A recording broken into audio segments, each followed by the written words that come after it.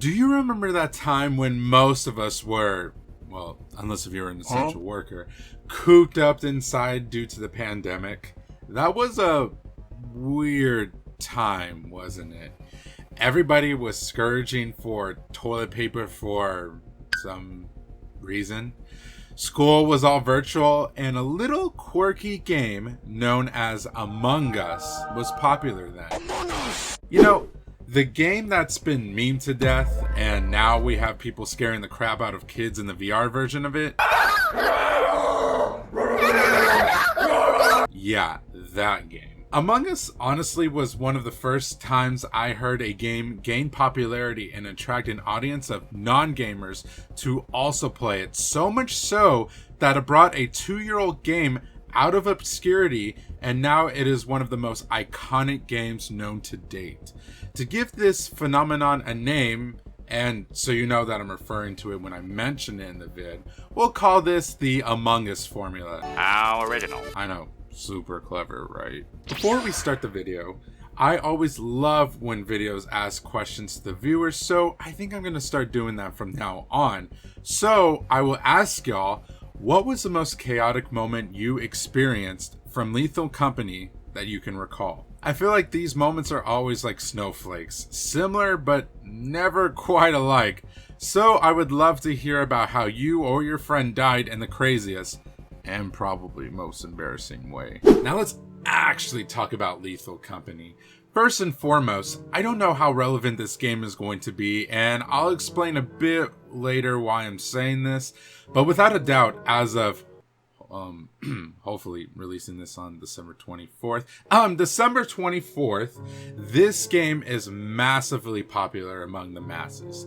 Looking at its current peak, there are a 239,369 player count at its peak, and even just looking how many players are playing it now, it is astounding numbers that even some AAA games wish they could pull. However, how can we explain this phenomenon? While I will be explaining this game and the phenomenon behind it, I do want to mention that this can be applied to many other future multiplayer games that blow up in the future. In order for me to explain this phenomenon, I want to take us back to the Among Us formula. I kind of threw it at y'all without explaining it, huh? That was intentional because I wanted y'all to keep in mind Lethal Company when I talked about this and why this game and others fit into this formula and why they became so popular. So for this so-called Among Us formula, there's 4 components to remember here that equate to the formula. The first one being seeing people end up in weird and messy situations. The second, with starting the game confused, but it becomes easier and probably more routine-like once you get to know it. 3, it's cheap. And 4, it scratches that itch of becoming the next big thing. I mean, that's basically the video summarized there, folks. So, I guess that's it. Have a wonderful day. Okay, good. Only the cool people ended up staying so they could hear my nerdy rant about all of this. So let me further explain this to y'all. Basically, these components make up what Among Us once was, and that formula still resonates with many games to this date like Lethal Company. Another notable game that follows this formula was Phasmophobia, and even smaller games like Golf with Friends, Just Act Natural, and West Hunt also loosely follow this formula. Honestly, just watch a Smithy or a Mr. Fruit video with friends and you'll see what type of games I'm trying to get at here. For the first component, which is seeing other people, usually friends, content creators, or even yourself, in weird and messy situations, this is probably what makes these games at its core fun. Think back to Lethal Company. How many times have you tried to radio your friend and they didn't answer back and then you're like panicking and becoming anxious and wondering if everybody's dead around you? Come in, come in.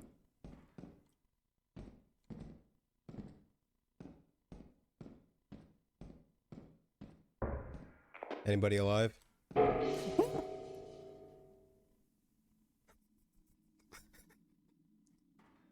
Fuck. Or hearing a bracken take your friend. And of course, even potentially getting killed or hurt by your friends, whether that was on accident or purpose. Oh, he's fucking boogie. He's fucking leaving time. Yeah, I did it! And you did it! Why did you leave me?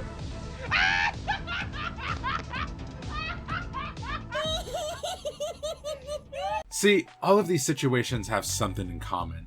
They are derived from the actions of the people who are playing and the environment they are interacting with, and most of them are unscripted events, which makes this game very highly replayable. Sure, maybe in Phasmophobia you might expect a ghost hunt to happen, you probably expect someone to kill you in cold blood in Among Us, and you know you're going to encounter some unholy being of darkness in the hell pits that are these moons in Lethal Company. But the way that these happen are dynamic and not static. Because you're not too sure how it's going to happen, you want to play the game again and again and probably again because it's fun, especially with friends, as you all try to navigate through the game. Which brings me to my next point of the games being confusing at first, but easy to get the hang of as soon as you play it. See, I'm not sure if this is intentional or not, but it's actually brilliant how these games kind of just shove you into their game and tell you to figure it out on your own, because it creates some of the most hilarious and sometimes even terrifying reactions to the game itself. What do you mean? What do you mean? What I mean by getting haunted? Yes! Okay, so basically, what the fuck? What the fuck just happened? I think Easy's dead. He needs some milk! Starting the game off genuinely confused but intrigued is the key. You don't want to make it so overwhelming that it turns off players from playing the game, but making it to where you know you could understand the game if you play it enough times makes it enticing for you to actually want to try again. With friends, I genuinely had no idea what I was doing. All I remember seeing was a slime creature come up to me and me wanting to pet it and, you know, just give it a little scrunches and all this and that, and then promptly almost dying to the easiest enemy in the game. Oh, yeah, and the ship took off without us in the first game. But anyways, again, this can be applied to other games too. I had no clue what I was doing in Phas or Among Us when I first played, but as I got used to them, the games almost became routine for me to do, and if they got boring, well, refer to my first point. Sometimes it is just fun to screw around with friends and try to get them killed in the stupidest possible way. Are you serious? That's what I thought. Oh! What the Yo, stop! Did you just electrocute me? You hoe! The next point is simple. It's cheap, folks. I'm broke as shit. Most people don't want to shell out lots of money for half-baked games anymore, to be honest. The most expensive game I mentioned, I think, was Phas, which usually sits around $14 now. Best way to summarize this is that life and bills are expensive, game cheap, game mostly fun to play with friends. Okay, I buy game. The final point is a bit hard to explain, but it essentially derives from popularity and what's the next in thing. Lord have mercy, this is sounding like something out of Mean Girls. That is so fetch. Red Knight 777. Stop trying to make fetch happen. It's not going to happen.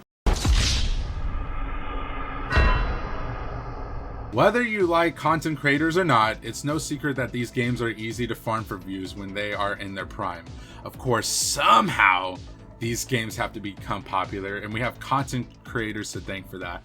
I'm not exactly sure who started the Lethal Company craze to begin with, but we have streamers like Soda Poppin' to thank back in 2020 for making Among Us popular, and I wouldn't be surprised if something similar happened to Lethal Company with how popular it became. Word of mouth is probably every marketing major's wet dream to hear, and this is no different with games. People are always looking for new things to play and want to scratch that itch of playing something that is enjoyable, and for these games, I'd say that's exactly what they've accomplished. All of these points make up the Among Us formula, and I explain how games like Lethal Company fit into this formula. However, this formula sadly might not spell longevity for the game. The reason why I stated earlier why I wasn't sure of how long Lethal Company would stay relevant was due to all of the other games that I mentioned with their most recent player counts. While not necessarily bad numbers, games like Among Us and Phasmophobia definitely have fallen from the amount of players they used to pull in. And I fear that might be the same thing for Lethal Company, except for one thing that makes it stick out. Mods. Guys, when I tell you the amount of mods for this game is insane, given that it only came out not even 2 months ago, it's insane. Point blank. There's already 6,000 mods for this game, and I happen to have downloaded 200 of them. Future stream incoming if you can't tell. But this may be the game's saving grace compared to the other ones, as it steps out of that formula.